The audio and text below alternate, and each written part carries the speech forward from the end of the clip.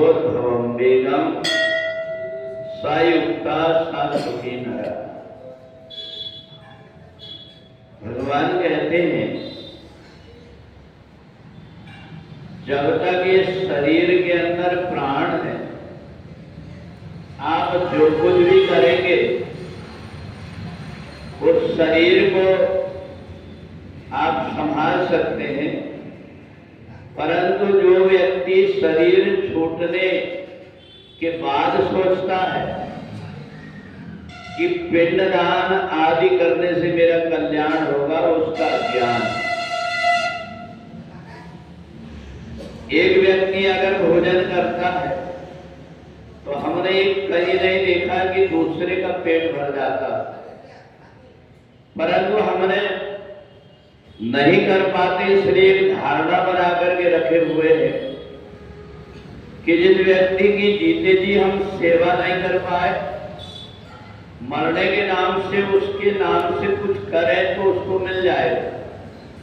उस जीवात्मा का हमें पता ही नहीं। अगर यहाँ से व्यक्ति कहीं हो, उसका पता हो, तो हम उसको पत्र के द्वारा, फोन के द्वारा उससे बात कर सकते हैं।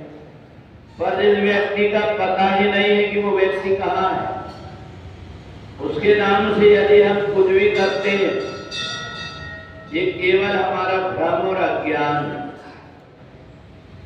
एक लोटा में पानी भरा हुआ हो और उस पानी को लेकर के नदी में डाल दो और फिर उस लोटा में जो पानी भरा था उसको ढूंढ करके देखो, मिल नहीं पाएगा। यह ज्ञान का है कि नदी में कहीं हम ढूंढते हैं।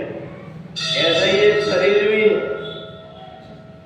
5 तत्वों का बना हुआ शरीर जैसे ही अपने तत्वों में मिल गया, फिर यदि हम सोचेंगे उसमें हम फिर से उस शरीर को ढूंढ लें, चाहे तुम मिट्टी का पुतला बना लो, चाहे आटा बेसन का पुतला बना लो, परंतु वो व्यक्ति मिल नहीं सकता तुम्हें।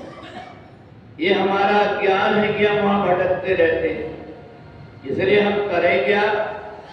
बोले जब तक के शरीर के अंदर प्राण है तब तक के अच्छे कर्म जो कुछ बनते हैं वो कर लो। बाद में कोई भी तुम्हारे नाम से कुछ भी करेगा, तुम्हें कुछ मिलने वाला नहीं। जो जस करें सो तस फल चाखा। जिसने जो कर्म किया है उसको ही उसका पैसा फल मिलता।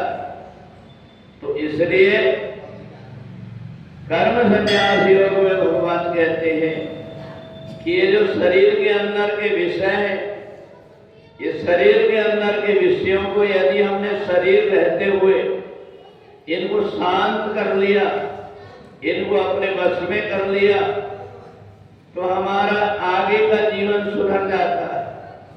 ये जो जीवात्मा है, ये जीवात्मा का स्वभाव बन जाता है। हम अंदर पेट के अंदर देखते नहीं कि हमें प्यास लगी, पानी भरा है कि नहीं भरा। अपने आप वो सूखने लगता है, व्यक्ति को अंदर पता लग जाता है कि मेरे को पानी पीना चाहिए। ऐसा नहीं है कि कोई टंकी बनी उसमें देख लिए पानी है कि नहीं और फिर से डाल लिए।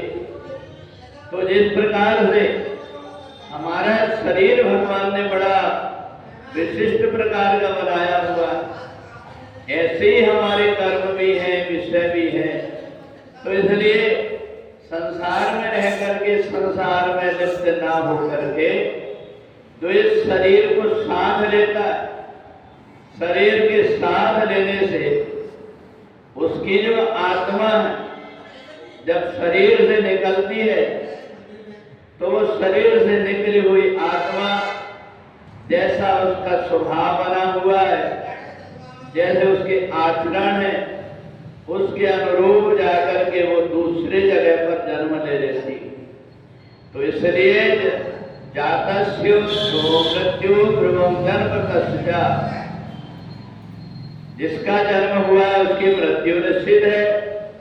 आज जिसकी मृत्यु होती है वो जाकर के फिर से दूसरे जन्म ले लेता है।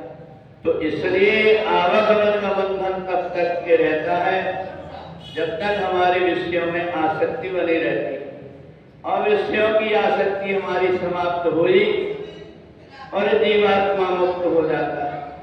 तो इसलिए कर्म संन्यास योग में भगवान ने अर्जुन से कहा, लभन्ते ब्रह्म निर्वाणम ऋष्या क्षीण कर्मसा, अपने जितने शरीर के पाप कर्म है वो नष्ट हुए और जीवात्मा का बंधन छूट जाता है। तो इसलिए शरीर को पवित्र करने के लिए हम सत्संग करते हैं, परमात्मा की भक्ति करते हैं, अपने आप को हम तीर्थों में ले जाकर के हमारे शरीर के जो जाने अनजाने कर्म है उससे मुक्ति प्राप्त करते हैं। और इसलिए हम नाम जाप करते हैं कि हमारा संसार से नहीं बल्कि परमात्मा से संबंध हो। यदि हमारा परमात्मा से संबंध हो जाता है तो फिर व्यक्ति का आवागमन का बंधन छूट जाता है। अगर कोई व्यक्ति ये सोचे कि मरने के बाद मेरा पिंड पाड़ने से मेरा उद्धार होगा, ये उसका भ्रम और अज्ञान है। इसलिए जीते जी जो कुछ भी व्यक्ति कर्म कर लेता है यही उसके बाद में काम आता है। बोले वृंदावन।